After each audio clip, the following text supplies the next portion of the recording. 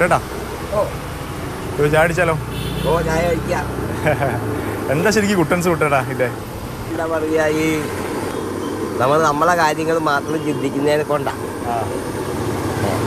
അപ്പൊ അതിനകത്ത് നമ്മൾ മൊത്തത്തിൽ മറ്റുള്ളവരുടെ കാര്യം കൂടി ചിന്തിക്കുമ്പോഴേ ഒരു പ്രയാസമൊന്നും തോന്നൂല അതങ്ങനെ ചെയ്യാൻ. കാരണം ഈ പൊതുവെ പറഞ്ഞാൽ ഈ രാഷ്ട്രം നമുക്കെന്ത് ചെയ്തു എന്ന് എല്ലാവരും ചോദിക്കുക. ഞാൻ ചിന്തിക്കാൻ രാഷ്ട്രത്തിന് വേണ്ടി നാം എന്ത് ചെയ്തു എന്ന് ചിന്തിച്ചൂടെ? കച്ചവടം തുടങ്ങിയിട്ട് ഇപ്പൊ 14 കൊല്ലത്തോളം ആവാനായി.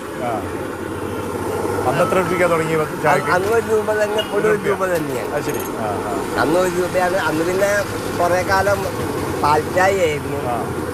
പലഹാരം ഞാനിവിടെ ഉണ്ടാക്കുന്നതാണ്. അപ്പൊ അന്ന് ചായയും പലഹാരമൊക്കെ 1 രൂപ തന്നെ. മനസ്സിലാവാത്ത എങ്ങനെ ഈ 3 റുപ്യ ചെലവുള്ള സാധനം 1 റുപ്യ കൊടുക്കാൻ പറ്റുന്നില്ല. അത് പിന്നെ കൊടുക്കാൻ തീരുമാനിച്ചുകൊണ്ട് കൊടുക്കണമെന്നുള്ളൂ.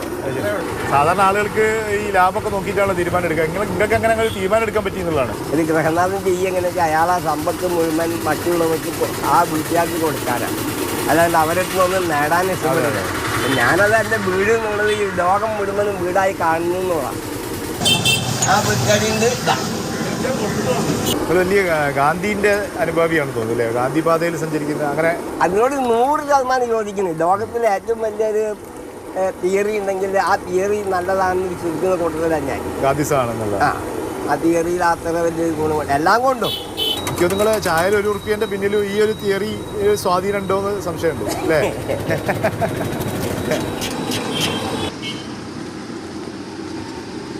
വെയിലും കൊണ്ട് ഓടി വരുന്ന ആളുകളല്ലേ നമ്മൾ. ഹോട്ടലിൽ കണ്ടാൽ തന്നെ വന്ന് നിന്ന് ചായ കുടിച്ചാൽ തന്നെ ഒരു സംതൃപ്തിയാണ്. ഞാൻ ഒരു 25 വർഷമായിട്ട് ഇവിടുന്ന് കഴിക്കുന്നതാണ്. നമുക്ക് ചാർജ് കുറവ്, അങ്ങനെയൊക്കെയുള്ള സാധാരണക്കാരനൊരു ഉപയോഗമാണത്. കൂട്ടണം തോന്നിയോ എപ്പോഴെങ്കിലും? കൂട്ടണം അങ്ങനെ തോന്നിയിട്ടൊന്നുമില്ല. കാരണം ഇപ്പൊ പലഹാരത്തിന്റെ പൈസന്റെ ഇതിലാണ് കാര്യങ്ങൾ നിയന്ത്രിക്കുക. ചുരുങ്ങിയ വില 6, 8, 10, 6 ഇങ്ങനെയൊക്കെയാണ്. അപ്പോൾ അതിനനുസരിച്ച് വിലകൾ ഞാൻ വേറെ അതും ചെയ്യുന്ന ചായയും കടിയും കൂടി ഞാൻ 10 രൂപയ്ക്കാണ് വാങ്ങുന്നത്. ചിലവ് കഴിച്ചാൽ ബാക്കി ചെറിയൊരു പൈസയല്ല. അപ്പോൾ അതിൽ വെച്ചിട്ടാണ് ഈ കാര്യങ്ങളൊക്കെ അഡ്ജസ്റ്റ് ചെയ്യുന്നത്. അത് വലിയൊരു എക്കണോമിക്സിൻ്റെ മുകളിൽ ചെയ്യുന്നതാണ് ഞാൻ. അത് ഇങ്ങനെ നമ്മളെ ഈ ഡിഗ്രി എടുത്തിട്ട് കിട്ടണതല്ല.